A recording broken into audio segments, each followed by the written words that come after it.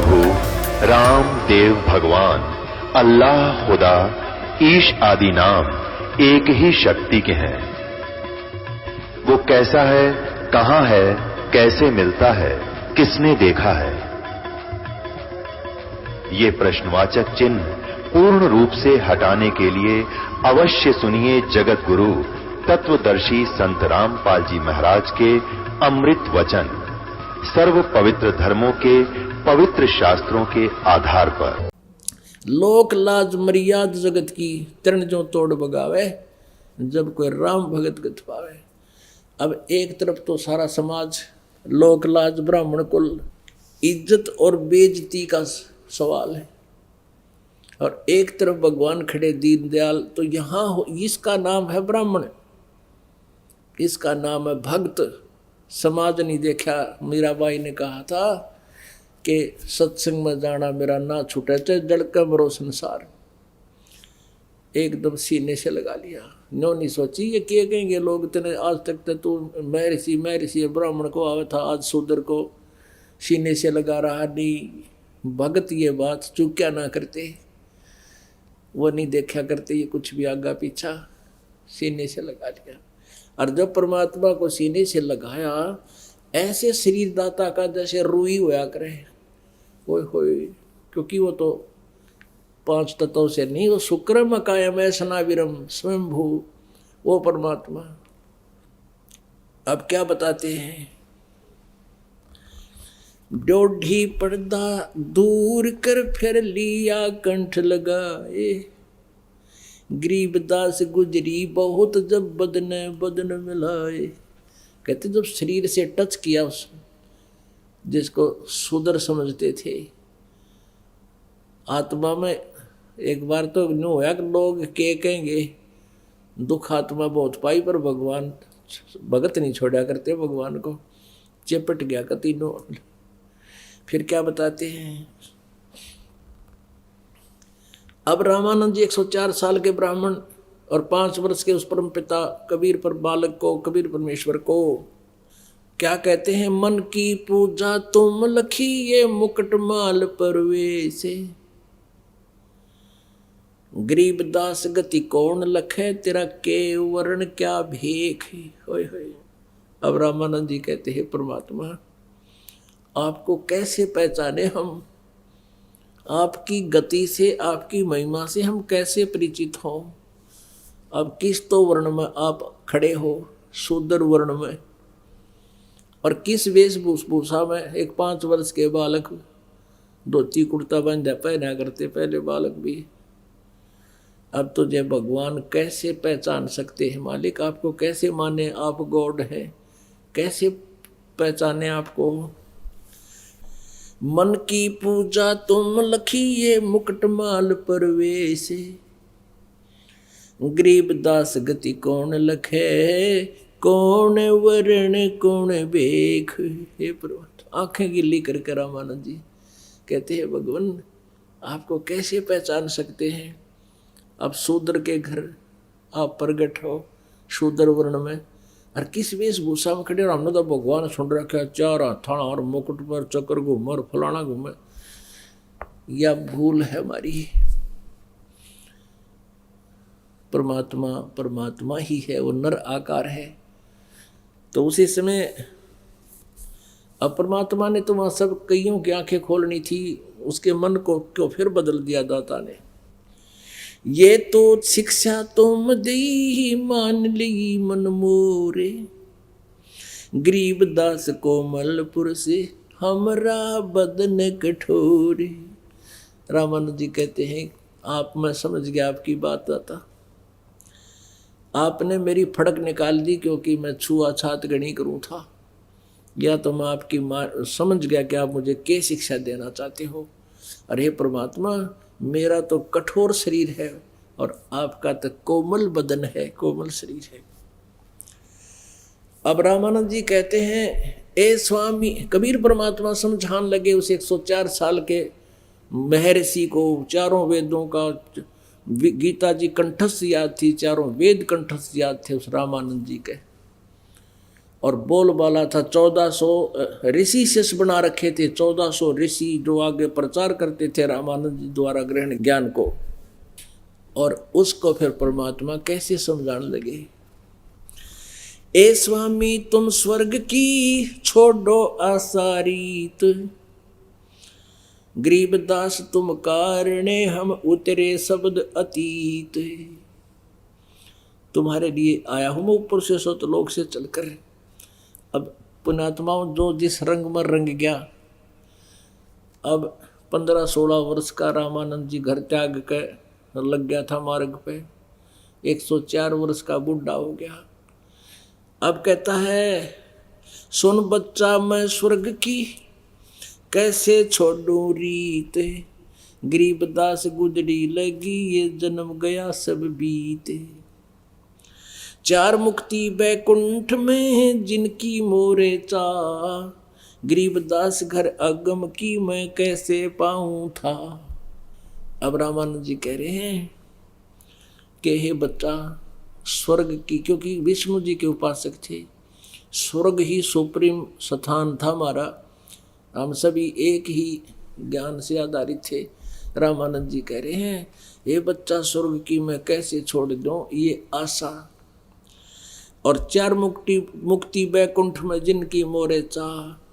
फिर रामानंद जी कह रहे हैं कि जो तुम बताना चाहते हो क्या ऊपर से आए हो, उसको मैं कैसे समझूं। अब रामानंद जी विष्णु भगवान की महिमा सुनाते हैं और उसके विष्णु लोक की महिमा गा रहे हैं। एम रूप जहाँ धरण है रतन जड़े बहु शोभे, रामानंद के बैकुंठ को तन मन मेरा लोभे। शंख चक्र गदा पद्म है वो मोहन मदन मुरारे, गरीबदास मुरली बजे वो स्वर्ग लोक दरबारे। दूधों की नदियां बगे यो सेत वृक्ष सुभाने, गरीबदास मंगल मुक्ति स्वर्गापुर स्थान। अब रामानंद जी कह रहे हैं वहां मैं देव शरीर पाऊंगा।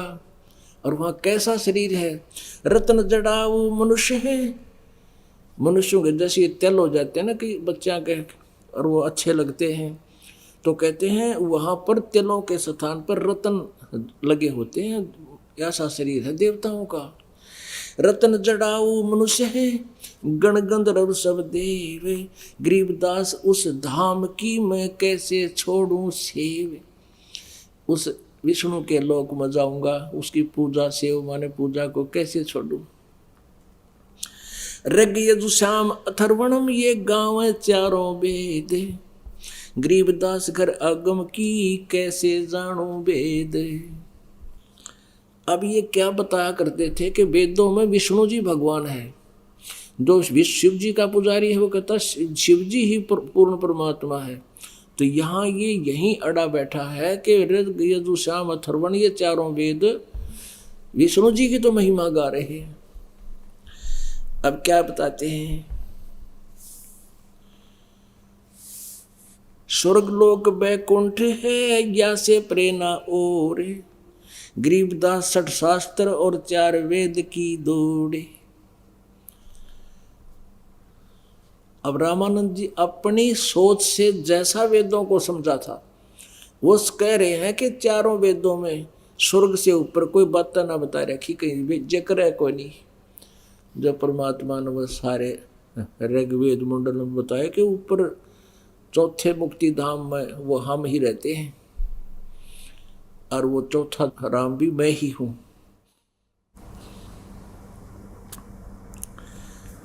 चार वेद गाँव है 30, स्वर्गलोक और बैकुंठ है या से प्रेरणा ओरे। अब जितने भी संत ऋषि थे ये वेदों को पढ़ते थे और स्वर्गलोक को फाइनल बताते थे, स्वर्ग को। अब वही रामानंद जी सुने सुनाए ज्ञान में बोल रहा है कि स्वर्गलोक बैकुंठ है, इस आगे और कोई नहीं देश। अब परमेश्वर कबीर देव जी ने कहा स्वामी जी आप कहाँ जाओगे स्वर्ग में, कितने दिन रहोगे स्वर्ग में। अभी बुद्धिमान था, इतना ज्ञान तो था, जब तक पुण्य रहेंगे तब तक स्वर्ग रहेंगे, फिर वापस कहा बच्चा जब तक मेरे भक्ति की कमाई रहेगी। फिर ये अक्षीण होगी स्वामी जी, फिर कहाँ जाओगे?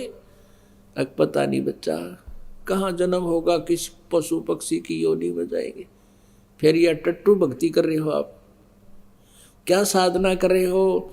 तेरा विष्णु भी मरेगा, वैकुंठ लोक भी नाश होगा, ब्रह्मलोक तक नाश होगा, ब्रह्मांड का नाश होगा, तेरा विष्णु नहीं रहेगा, तू कहाँ, आप कहाँ रहोगे?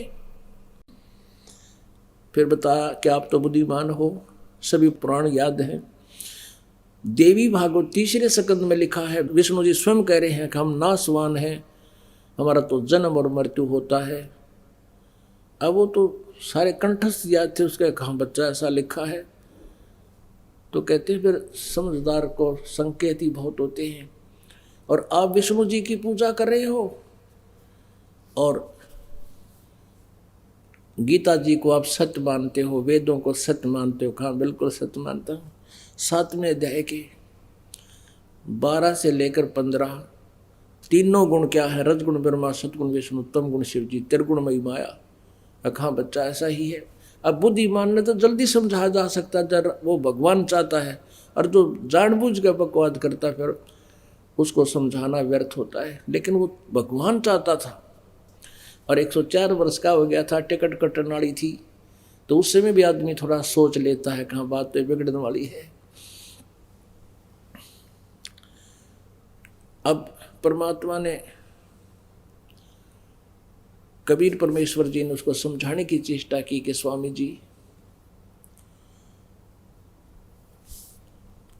तीनों गुणों रजगुण ब्रह्मा, सतगुण विष्णु, तम गुण शिव जी के द्वारा, त्रिगुणमयी माया के द्वारा जिनका ज्ञान हरा जा चुका, 7वें अध्याय के 15वें श्लोक में श्रीमद् भगवत गीता में लिखा है। वो राक्षस स्वभाव को धारण किए मनुष्यों में नीच दूषित कर्म करने वाले मूर्ख, वो मुझे भी ना बचते। ये ब्रह्म कहता है जो ब्रह्मा विष्णु महेश का पिता है। रामानंद जी को तो कंठस्थ याद थी वो बातें, श्लोक याद थे सारे। कहाँ बच्चा ऐसा ही लिखा है। फिर 16, 17 और 18 में, 7वें अध्याय के 16, 17, 18 में अपने विषय में कहता है ये ब्रह्म के मेरी पूजा भी 4 प्रकार के करते हैं। उनमें से ज्ञानी मुझे अच्छे लगते हैं क्योंकि उन्होंने ये फैसला कर लिया कि एक भगवान की भक्ति करनी चाहिए, आन उपासना अन्य देवता की नहीं करनी चाहिए। लेकिन वो भी तत्वदर्शी संत ना मिलने से मेरे वाली अनुत्तम साधना में ही लीन रहे। कि हाँ बच्चा ऐसा ही लिखा है। फिर 20, 21, 22 और 23 में स्पष्ट किया है कि जो अन्य देवताओं की पूजा करते हैं उनकी साधना शास्त्र विरुद्ध होने से व्यर्थ है। कहाँ बच्चा ऐसा ही लिखा है। सारा कुछ समझ गया फिर भी क्या कहता है? कैसा है ना, मैं समाधि लगाता हूँ और मैं सुरती ऊपर पहुँच जाती है, मेरा ध्यान समाधिस्थ हो जाता हूँ, ऊपर जाता हूँ। अब देखो काल ने इतने अड़ंगे अड़ा दिए हमारे भीतर। फिर यो अभिमान कि मैं तो बाल ब्रह्मचारी और योग अभ्यास करता हूँ, मेडिटेशन करता हूँ। परमात्मा ने पहले तो उस मेडिटेशन के डीमेरिट बताए उसको कि जो साधना आप करते हो तब से राज राज मधमानम जन्म तीसरे शुक्र स्वानम। और फिर कहा कि लगाओ चल ध्यान नहीं मानने वाले दिखे तो यो अड़ गया एक अड़ंगा। जब अंदर समाधिस्थ हुए त्रिवेणी पे 3 रास्ते हो जाते हैं ऊपर। अब 3 रास्ते वहां जाकर अटक गए, उससे आगे वो नहीं जा सकते थे। वो तो मृत्यु के उपरांत जा सकते थे जहां भी उसका साधन जिसकी भक्ति थी।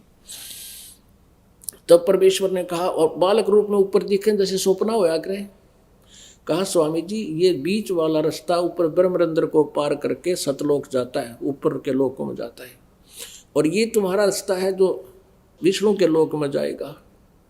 आप अपने पुण्य कर्मों के आधार से विष्णु लोक में जाओगे। अपने पुण्यों को खत्म करके फिर 84 लाख योनियों में। ये सामने का जो 30 बीच वाला जो ब्रह्मरंध्र है ये तुम्हारे मंत्रों से जाप से नहीं खुल सकता, ना ओम नाम से खुल सकता। मैं अपने सतनाम से खोलूंगा। परमात्मा ने लीला करके दिखाया, उस सतनाम का सिमरण किया, वो बीच का इतना भारा जो गेट से एकदम खुल गया, पटाख देसी। आजा स्वामी जी। ऊपर परमात्मा ने काल दिखाया कि जिसको तुम निराकार कहते, ये बैठा ये ओछे माथे वाला जो 1000 भुजा दिखा हुआ था। श्री कृष्ण में प्रवेश करके अर्जुन डराया था, उसने डरा के युद्ध कराया, मैं काल हूँ सहस्र बाहु, वो बैठा देख। परमात्मा के सिमरन के सामने उसका नतमस्तक हो गया। कबीर परमेश्वर रामानंद जी को सतलोक में लेकर गए। अब वहां जाकर रामानंद जी ने क्या देखा कि परमात्मा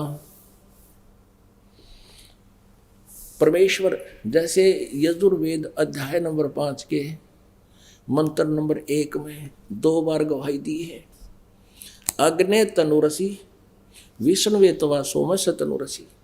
वो परमात्मा, हे परमात्मा, आपका तेजोमय शरीर है जो सतलोक में स्थिर है, वहाँ सिंहासन पर विराजमान रहते हो, और विष्णुवे तवा सोमस्य तनुरसी, सबका धारण पोषण करने के लिए, यहाँ उनको सद्भक्ति दे करके उनको समृद्ध करने के लिए भी उस परमात्मा अमर पुरुष का अन्य शरीर है।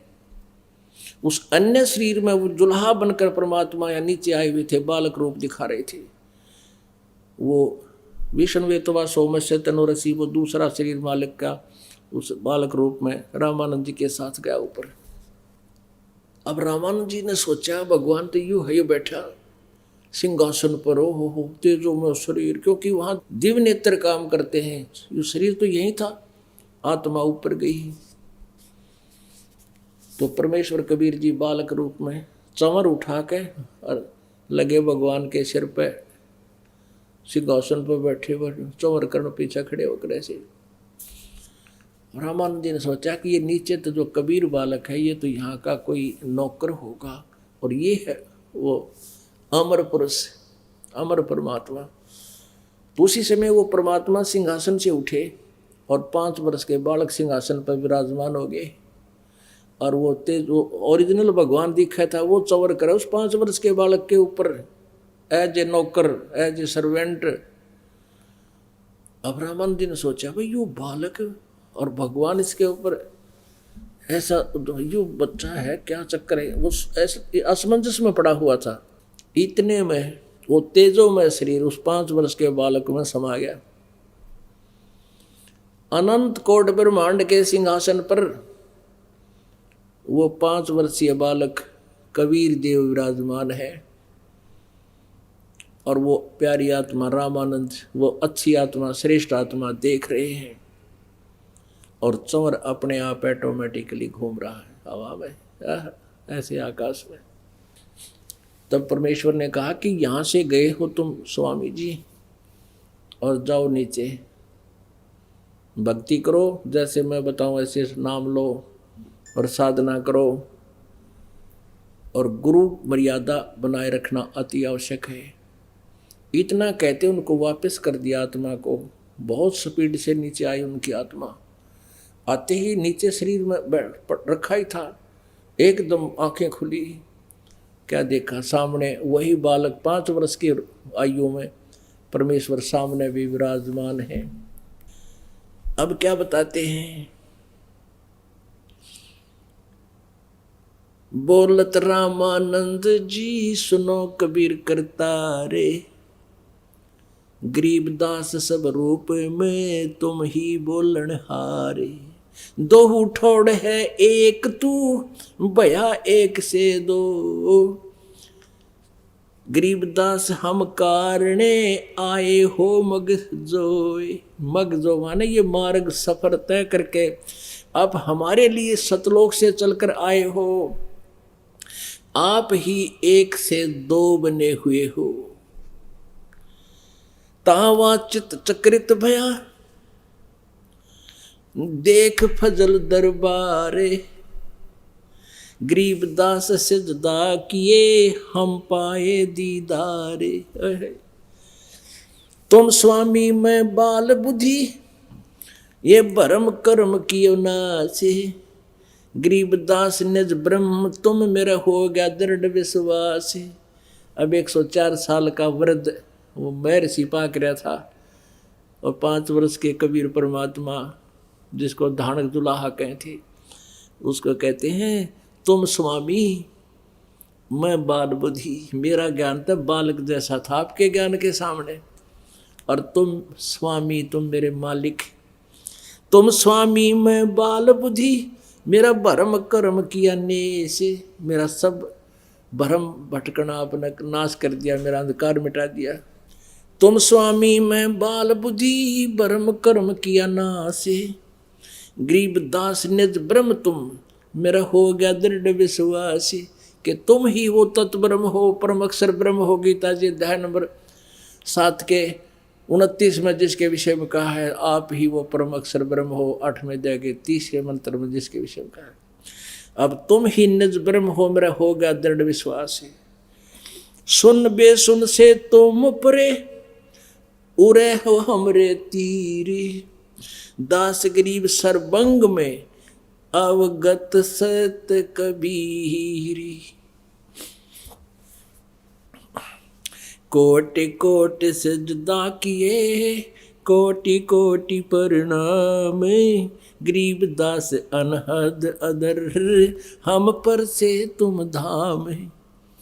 हे परमात्मा, मैंने आपका लोक देख लिया, आपका धाम देख लिया जहां तुम रहते हो, तीसरे धाम में। बोलत रामानंद जी सुन कबीर करतारे, गरीबदास सब रूप में तुम ही बोलन हारे। आपकी पावर के बिना मालिक या पत्ता भी ना ले, सब जीव आपकी शक्ति से बोल रहे हैं। ये मिट्टी का पुतला बोल सकता है? ये दाता आप ही की शक्ति सब में प्रवेश है। तुम साहेब तुम संत हो, तुम सतगुरु तुम हंस, गरीबदास तुम रूप बिना और न दूजा अंश। अब रामानंद जी कहते हैं तुम साहेब तुम संत हो, तुम ही भगवान और तुम ही संत हो, यानी तुम ही संत हो और तुम सतगुरु तुम हंस। सतगुरु यथार्थ ज्ञान देने वाले पृथ्वी पर तुम ही हो दाता, दूसरा नहीं।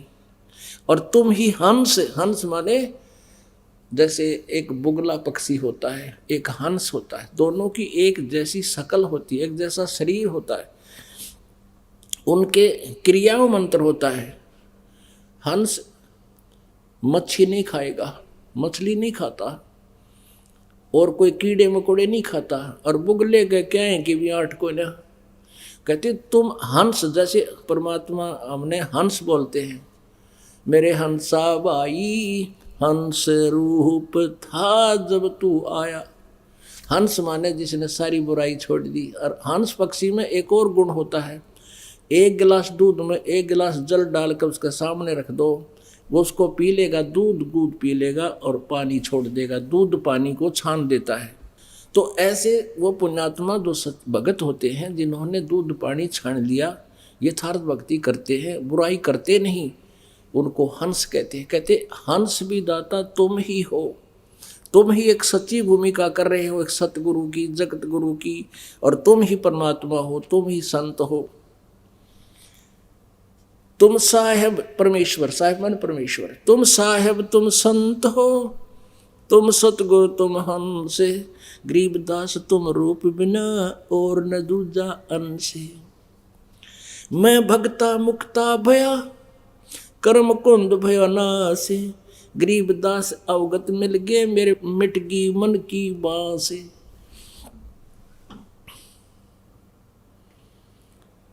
अब 104 साल का वृद्ध मैं ऋषि पाक रहा था, 1008 आगे पाछे लाओ था, सरस्वती स्वामी पंडित। अब 5 वर्ष के बालक को कहता मैं तेरा भक्त, मेरा तो कल्याण हो गया, भगवान की चार आप मिल गए मुझे। मैं भक्त मुक्ता भया और भरम कर्म भयो नाश, मेरे तो सब शंकाएं खत्म होगी मालिक आपको साक्षात देखकर।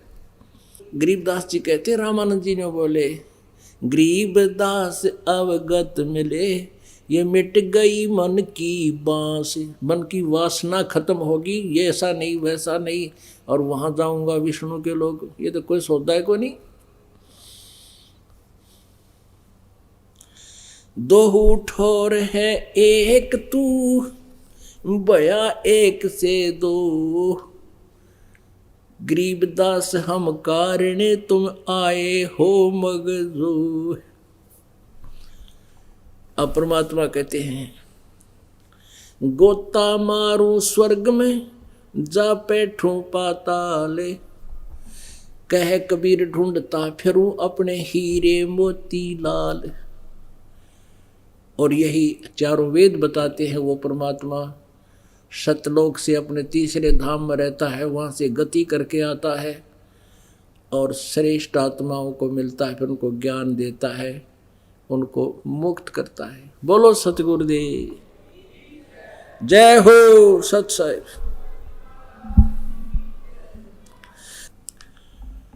परम पिता परमात्मा पूर्ण ब्रह्म सर्व सृष्टि रचनहार कुल मालिक कबीर देव बंदी छोड़ कबीर साहिब जी की असीम कृपा से आप जी को ये सत्संग सुनने को मिल रहा है। सत्संग से हमें जानकारी होती है हम कौन हैं, कहाँ से हम आए हैं, हमारा यहाँ इस काल के लोक में जीने और मरने का ये क्या प्रोसीजर है। किसी भी प्राणी को हम देखते हैं, कोई भी चैन से जीवन नहीं जी रहा।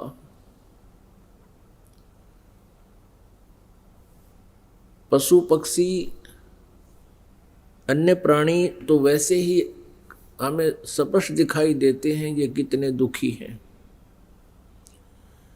मानव शरीर को हम प्राप्त करके ये सोच लेते हैं कि हम सुखी हैं, लेकिन हम भूल जाते हैं तत्व ज्ञान के अभाव से कि हम भी जीव हैं।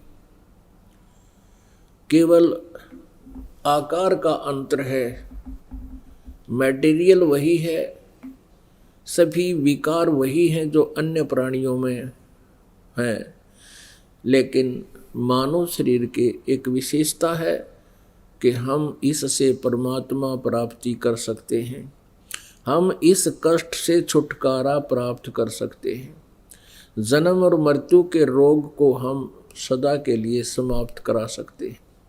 परमात्मा हमें याद दिलाते हैं कि तुम ऐसे गलत स्थान पर रह रहे हो जहाँ पर सुख नाम की चीज नहीं है, और आप जी सुख की ही खोज में, सुख प्राप्ति के लिए ही आप सैकड़ों प्रयत्न करते हो।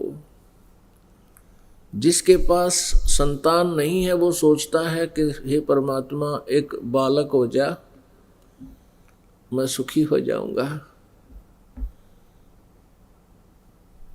अब जिनके बालक हैं उनसे पूछ लीजिए वो कितने सुखी हैं।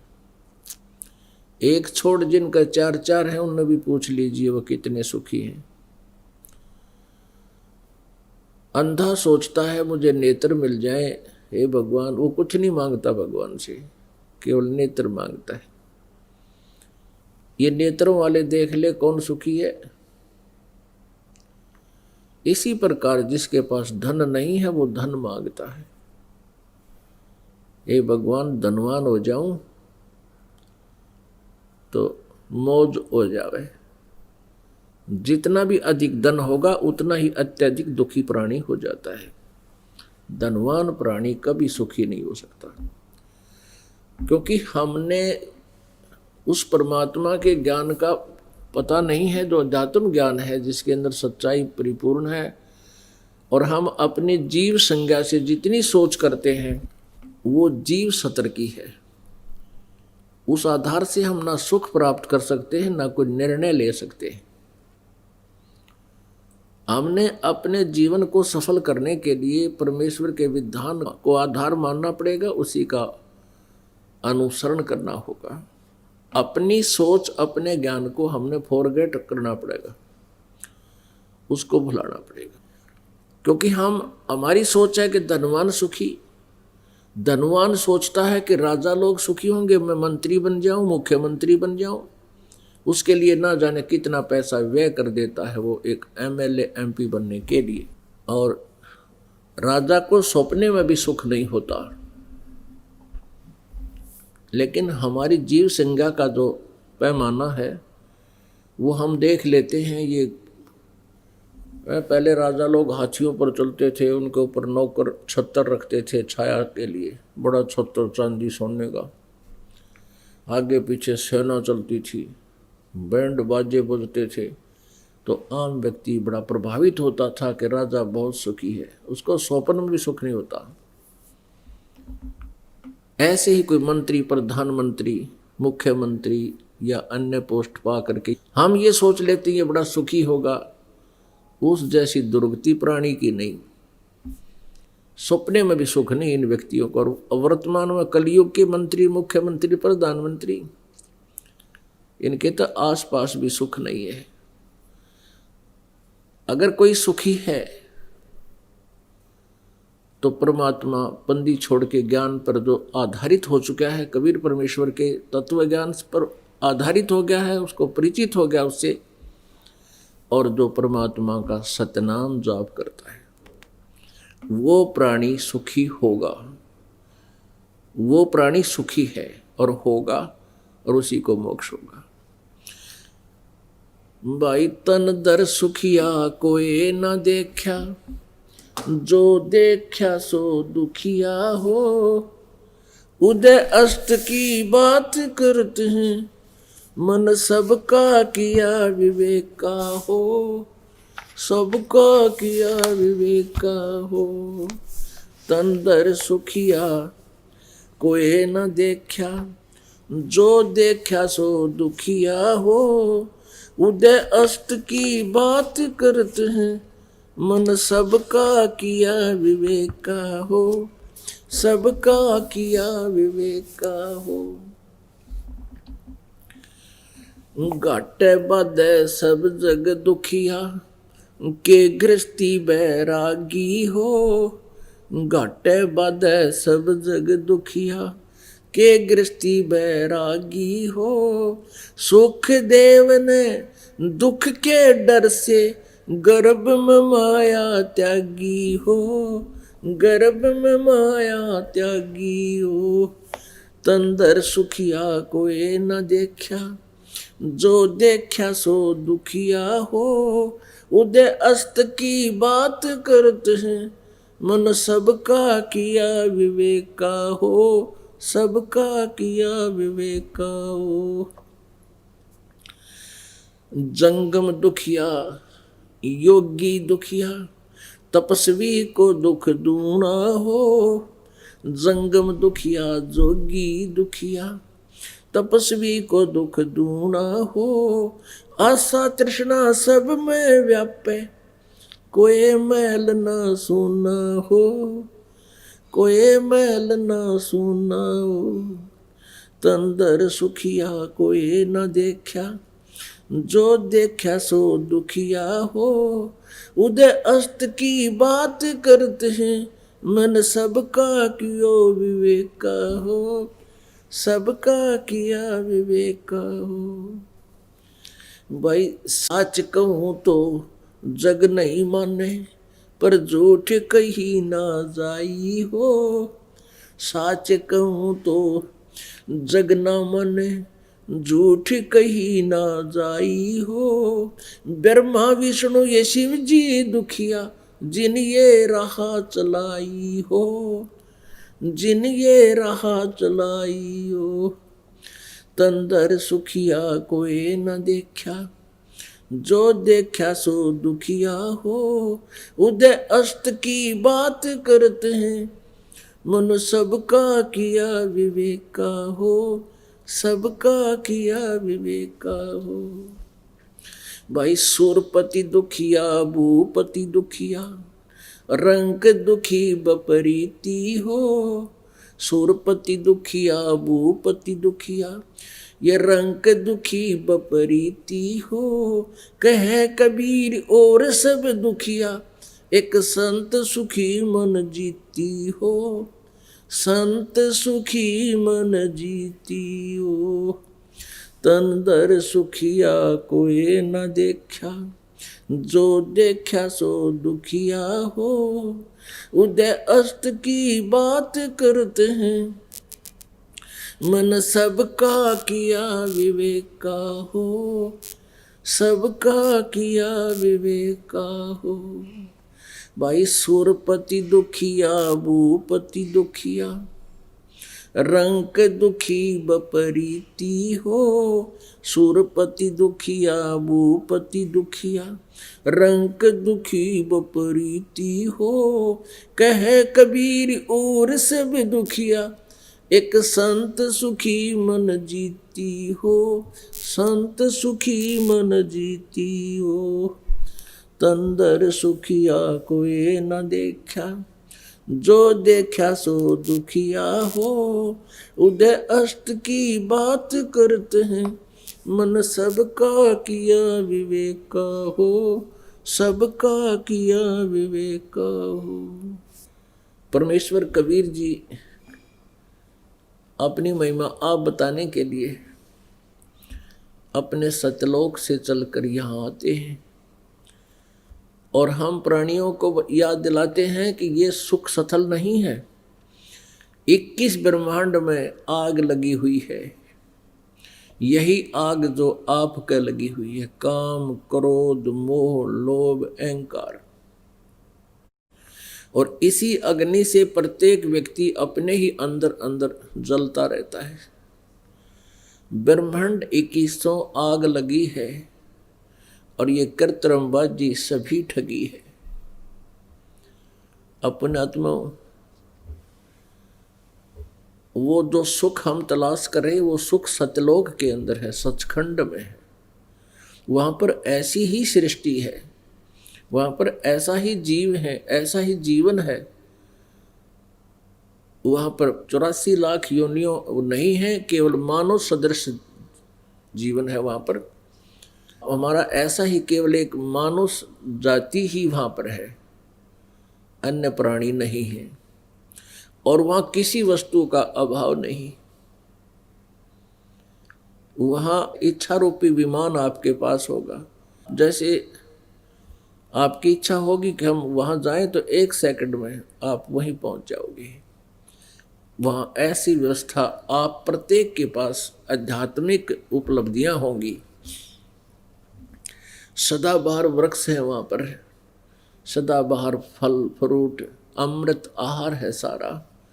अमृत सरोवर है, वहां जल भी अमृत है। जैसे गंगा जल है, ये एक झलक है उस पर सतलोक की।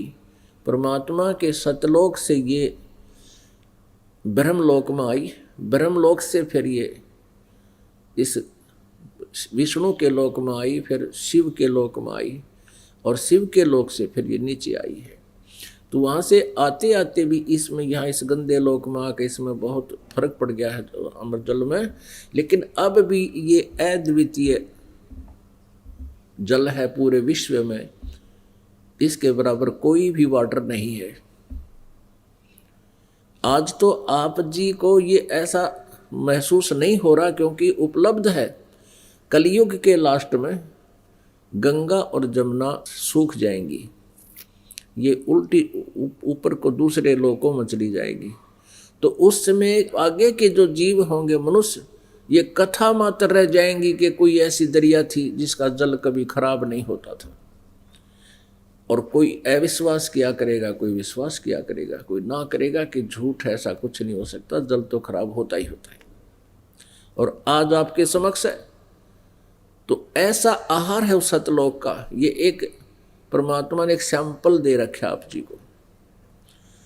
ये जो नकली पंथ हैं जो कहते हैं कि सचखंड के अंदर प्रकाश ही प्रकाश है, नूर ही नूर है, वहाँ पर आत्मा और उस परमात्मा में ऐसे लीन हो जाती है जैसे बूंद समुद्र में एकम एक हो जाते हैं।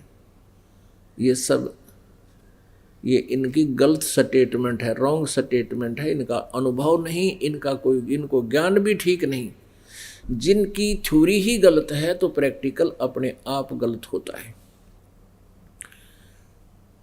तो पुण्यात्माओं, यदि ऐसा हो कि वहाँ कुछ भी ना हो तो किसकी रुचि बनेगी वहाँ जाने में? सपने में भी ना बने, चाहे कितनी बात बनाता हो आदमी। अब कोई कहे कि समुद्र में छलांग लगा जाओ कल्याण हो जाएगा, इतना मूर्ख कौन है? समुद्र में छलांग लगा देगा, प्रत्यक्ष दिखे डूब के मरने वाली बात। और फिर भी श्रद्धालु वहाँ जुड़े बैठे हैं क्योंकि परमात्मा कहते हैं गुरु भी अंधा और शिष्य तो अंधे होते ही हैं, क्योंकि उन्होंने तो ज्ञान ही गुरु से लेना होता है। अंधे की बाँ गही अंधे ने, मार्ग कौन बतासी। तो ऐसे वो संत भी ज्ञानहीन अंधे हैं, ज्ञानहीन हैं। तो परमात्मा हमें याद दिलाते हैं कि जिस सुख को तुम सुख मान रहे सुख नहीं है। क्या बताते हैं कि वो सुख सतलोक के अंदर है, सचखंड के अंदर है। उस सुख की प्राप्ति के लिए कौन सा प्रयत्न आप जी ने करना चाहिए, उसकी विधि सत्संग में बताई जाती है। सचखंड में सतलोक में जाने के लिए अर्थात पूर्ण मोक्ष प्राप्त करने के लिए कौन सी विधि है, वो सत्संग में ही बताई जाती है। और पुण्यात्माओं, परमात्मा ने अपनी वाणी में कहा कि 3 लोक और भवन चतुर्दश कोई नहीं सत्संगी। ओए होए पुण्यात्माओं, ये शब्द कह देना आसान है, लेकिन इसको हजम करना बड़ा मुश्किल है कि 21 ब्रह्मांड में भी कोई सत्संगी नहीं है। 3 लोक और भवन चतुर्दश, पृथ्वी लोक, स्वर्ग लोक, पाताल लोक, और ये 14 लोक और हैं, ब्रह्मा विष्णु महेश की नगरियां, 88,000, ये वो भी एक ग्रुप बोला जाता है। ब्रह्मलोक, दुर्गा का लोक, इसका काल का अलग से एक स्थान है। ऐसे ये 14 भवन नीचे के साथ पाताल को छोड़कर 6 और लोक हैं। तो ये 14 लोक बताए जाते हैं। परमात्मा कहते हैं 3 लोक, पृथ्वी, पाताल और स्वर्ग, और इन 14 लोकों में कोई भी सत्संगी नहीं है। सत्संगी का अर्थ होता सच्चे ज्ञान युक्त प्राणी, जिनको भक्ति का यथार्थ ज्ञान हो, सृष्टि रचना की जानकारी हो। किसी को भी नहीं। इवन ब्रह्मा विष्णु महेश को भी आध्यात्मिक ज्ञान नहीं है, वेद ज्ञान नहीं है। पुण्यात्माओं, ये एक ऐसी कड़वी सत्य है, ऐसा कड़वा सत्य है कि हम हैरान रह जाते हैं कि क्या ब्रह्मा विष्णु महेश को भी ज्ञान नहीं था? नहीं था। इस कंसेप्ट को अभी क्लियर करते हैं। पहले प्रसंग चल रहा है कि तन दर सुखिया कोई न देखा, जो देखा सो दुखिया हो। उदय अस्त की बात करत है मन, सबका किया विवेका हो। जो पूरी पृथ्वी के शासक है, जहाँ सूर्य उदय होता है और अस्त होता है, यानी पूरी पृथ्वी का जो शासक है, कहते हैं उससे भी मैं खूब परिचित हूँ, उसको भी स्वप्न में भी सुख नहीं। क्या बताते हैं कि घाटे बाद सब जग दुखिया। घाटा मीन आनी होगी किसी को बिजनेस में, बाधा मीन लाभ हो गया। जिसको हानि होगी वो तो अंडरस्टूड है, वो तो दुखी है ही है। जिसने लाभ हो गया वो भी दुखी। वो कैसे दुखी है? जैसे आपको बेनिफिट हो गया 2 लाख का, और फिर आप क्या करोगे? यू काल टेकन ना दे, 20 लाख के काम को स्टार्ट कर देगा। कोई ऐसी फैक्ट्री लाऊंगा, फलाना प्लांट लगाता हूँ, और उसमें 90% 70% लेगा लोन, और वो 2 लाख का बेनिफिट भी उसके अंदर। आगे फिर उसकी इतनी चिंताएं बढ़ जाएंगी, रात में भी नींद आनी हराम हो जाती है। फिर परमात्मा कहते हैं जंगम दुखिया योगी दुखिया, और तपस्वी को दुख दूना हो। ये जितने भी शास्त्र विरुद्ध साधक हैं, जो परमेश्वर कबीर जी की साधना को छोड़कर, सत साधना को छोड़कर, सतनाम का जिसके पास नाम मंत्र नहीं है सच्चा, और पूरे गुरु से प्राप्त नहीं है, उसको छोड़कर जितने भी साधक हैं वो भी अपना जीवन व्यर्थ कर रहे हैं। श्रीमद् भगवत गीता अध्याय नंबर 16 के श्लोक नंबर 23 में कहा कि अर्जुन, शास्त्र विधि को त्याग कर जो मनमाना आचरण करते हैं, उनको न तो कोई सुख होता है, न गति होती है, न कोई सिद्धि प्राप्त होती है, अर्थात यूजलेस। तो पुण्यात्माओं, शास्त्र विरुद्ध साधना कौन सी है और शास्त्र अनुकूल साधना कौन सी है, भक्ति कौन सी है, वो गीता जी अध्याय नंबर 16 के श्लोक 24 में स्पष्ट किया है कि इससे तेरे लिए कर्तव्य और अकर्तव्य की व्यवस्था में सदग्रंथ ही प्रमाण है, शास्त्र ही प्रमाण है। उन्हीं के आधार से जो सदग्रंथों में साधना लिखी है, वे ऑफ वर्शिप बताई है, वही करनी चाहिए और नहीं करना। अपने आत्माओं,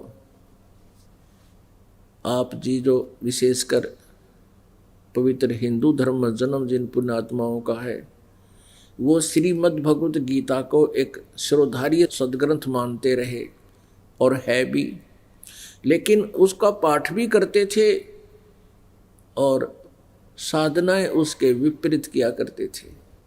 अब जैसे श्री कृष्ण जी के पुजारी हैं, वो नाम जपते हैं, हरे कृष्ण कृष्ण कृष्ण हरे हरे, हरे राम राधे श्याम राधे। और जो शिव जी के पुजारी हैं, ओम नमः शिवाय ओम नमः शिवाय, ये जाप करते हैं। और जो विष्णु जी के उपासक हैं, वो ओम भगवते वासुदेव नमः, ये जाप करते हैं। पहले तो ये देवता पूजा के योग्य नहीं है, ये मोक्षदायक नहीं है। अपनात्माओं, ये दास इसलिए प्रत्येक संत का खटक रहा है, जिसके भी 1000, 2000, 10,000 शिष्य हैं, वो ही मुझसे बहुत खिन्न है, क्योंकि उनके पास ज्ञान शास्त्र विरुद्ध है। और वो उन भोली आत्माओं को नहीं चाहते कि वो भोली आत्मा का कल्याण हो और उनको सच्चाई का पता लगे, तो वो विरोध करते हैं और गुमराह करने की चेष्टा करते हैं समाज को कि रामपाल आलोचना करता है। आलोचना नहीं, दास एक बहुत ही परमार्थी कार्य कर रहा है। अपने सदग्रंथों में जो अनमोल भक्ति विधि और ज्ञान उपलब्ध है, उसका प्रकाश कर रहा है, उसको आपके समक्ष रूबरू कर रहा है, जिससे आप जी का कल्याण संभव है, अन्यथा नहीं। अब ये संत सब गलत साधना खुद भी कर रहे हैं और करवा भी रहे हैं, आप भी जीवन व्यर्थ कर रहे हैं और उन पुण्यात्मा श्रद्धालुओं का भी जीवन नष्ट कर रहे हैं। अब जो भी वे ऑफ वर्शिप साधना हमारे सदग्रंथों में विद्यमान है, हमने वही करनी चाहिए थी। फिर उसके बाद उस साधना का, उस नाम जाप का विधि बताने का अधिकारी भी आवश्यक है। अनाधिकारी यदि वो उपदेश देता है, वो भी लाभदायक नहीं है। एक समय में एक ही सतगुरु होता है, दूसरा नहीं हो सकता। आज से 600 वर्ष पहले परमेश्वर स्वयं आए थे एक सतगुरु की भूमिका करने, और केवल एक वही सतगुरु थे। 600 वर्ष पहले लगभग परमात्मा के 64 लाख शिष्य हुए थे। 64 लाख, विचार कीजिए पुण्यात्माओं। उस समय ना कोई मीडिया था, ना कोई टेलीविज़न था, ना कोई स्पीकर थे, ना कोई बैटरी उपलब्ध थी। और उस समय परमेश्वर के 64 लाख शिष्य हुए भारत में। उस समय भारत कहाँ तक था? पश्चिमी पाकिस्तान, पूर्वी पाकिस्तान, अफगानिस्तान, बलोचिस्तान, गजनी तक, इराक, ईरान तक भारत था। और उस समय 64 लाख शिष्य हो जाना परमात्मा का कोई छोटी बात नहीं। और इस पूरे भारत की, जो उस समय भारतवर्ष था, उस समय कुल मिलाकर 4 करोड़ आबादी होगी मुश्किल से भारत की। और 4 करोड़ में से और 64 लाख शेष परमेश्वर के हो जाना, और 64 के 64 लाख को स्वयं ही उपदेश देना। उन्होंने कोई उत्तराधिकारी नहीं बनाया, ना किसी अन्य को कहा कि आप उस क्षेत्र में उपदेश दे दीजिए, क्योंकि ये एक बहुत ही जिम्मेदारी का पद है। गुरु बनना कोई बालकों का खेल नहीं है। स्वयंभू कोई संत गुरु बन बैठता है वो महादोषी अपराधी प्राणी है। परमात्मा जिसको पावर देगा, जिस पर रजा बख्शता है, वही गुरु पद का अधिकारी होता है। वो स्वयं ही नॉमिनेट करता है। उसके अतिरिक्त यदि कोई उपदेश दे रहा है वो अपना जीवन बर्बाद कर रहा है और साथ में अनुयायियों का। तो पुण्यात्माओं, एक समय में एक ही सतगुरु होता है और अन्य जो होते हैं वो जनता को मिसगाइड किए हुए होते हैं। फिर वो विरोध करते हैं क्योंकि उनकी रोजी रोटी का रोला है, रोजगार का मामला है। उन्होंने तो अपना उद्देश्य बना रखा है पेट भरना। उनको जनता के कल्याण से कोई लेना देना नहीं है। अगर लेना देना है तो इस सत्य को मानकर उन्हें सरेंडर कर देना चाहिए कि हम गलत कर रहे हैं और गलत करवा रहे हैं। अपने अनुयायियों को भी कहना चाहिए अभी भूल बन गई हमसे, कोई बात नहीं, हम तो इंसान हैं। इंसान से 100 बार गलतियां हो जाती हैं, लेकिन जब पता लग जाए कि ये गलती है फिर नहीं करनी चाहिए। अनजानपने में हो सकती है और फिर जानबूझ साची तजें और करें झूठते ने, ताकि संगत है प्रभु सोपन में भी ना दे, कबीर भगवान कहते हैं। तो पुण्यात्मा, परमात्मा कबीर जी कहा करते थे, जंगम दुखिया जोगी दुखिया तपस्वी को दुख दूना हो, और आशा तृष्णा सब में व्यापक है और कोई घट ना सुना हो। अब जंगम दुखिया, जोगी दुखिया, यानी ये साधक हैं, ये गिरी पुरी, इनके अंदर ये जंगम भी होते हैं। और योगी जो योग साधना करते हैं, हठ योग करके बैठे रहते हैं काफी वर्षों तक, कहते हैं ये भी दुखी। और एक तपस्वी को दुख दूना हो, जो खड़ा होकर तप करता है कि तो धोने लाकर बैठ जाता है, इनको दुख दूना हो। ये तो शास्त्र विरुद्ध साधना कर रहे हैं। अब शास्त्र विरुद्ध साधना करने वाले को कैसे कष्ट होगा? जैसे तपस्वी पहले तो इस जीवन में दुखी, सारा जीवन तपस्या कर करके शरीर को कष्ट यानी हिंसा से वो साधना करता है, हिंसा से। और फिर अगले जन्म में वो क्या बनता है? राजा बनता है। तप से राज्य प्राप्त होता। और राजा अपने जीवन काल में इतने घोर पाप कर देता है कि वो फिर नेक्स्ट जीवन में फिर गधे और कुत्ते की योनि में जाता है, नरक में जाता है, फिर पशु योनियों को प्राप्त होता, पक्षियों की योनियों को प्राप्त होता। अब जैसे शास्त्र विरुद्ध साधना कौन सी है, शास्त्र अनुकूल कौन सी है? अभी आपको बताया कि ये जो मंत्र जाप करते हैं अन्य, जैसे गायत्री मंत्र बना रखा था, इन अज्ञानियों को ये नहीं पता ये गायत्री मंत्र है क्या। ओम, इस यजुर्वेद अध्याय नंबर 36 के मंत्र नंबर 3 के आगे ओम ला लिया, ओम लगा दिया। और इनको ये नहीं मालूम था अभी तक कि ये गायत्री मंत्र है कहाँ और कहाँ से उपलब्ध है, कहाँ से प्राप्त हुआ है। कोई कहता है ये 3 भूर भव स्व, ये दयानंद सरस्वती जो कलयुग का नकली में ऋषि सत्यार प्रकाश लिखकर दुनिया को भ्रमित कर गया, वेदों के का नाम लेकर, और सारी वेद विरुद्ध व्याख्या इसमें भर रखी है। इसने तीसरे समोल्लास में इस गायत्री मंत्र का उल्लेख किया है और कहा कि भू भव और स्व, ये 3 मंत्र 3 अक्षर तैतरीय आरंके से लिए हैं। और शेष के बारे में भूर्भुवः स्वः तत्सवितुर्वरेण्यं भर्गो देवस्य धीमहि धियो यो न प्रचोदयात्, इसके बारे में कुछ नहीं पता उसको, क्योंकि इसने किसी न किसी से नकल करके सत्यार प्रकाश भर दिया और कुछ अपना अज्ञान ठोक दिया। ये सारा इसके अंदर अड़ंगा ठोक गया। और ये विशेषकर भारतवर्ष में इस मंत्र का बहुत ज़्यादा जाप किया जाता है। एक कथा में 1 लाख जाप कर दिए, एक कह रहा था मैंने 2 लाख जाप कर लिए और भी करूँगा। अब पहले हमें भी ज्ञान नहीं था, अब पता चला कि इससे लाभ क्या है। इससे ये शास्त्र विरुद्ध साधना है, शास्त्र विधि त्याग का ये मनमानी पूजा है, इनसे कोई लाभ होने वाला नहीं है।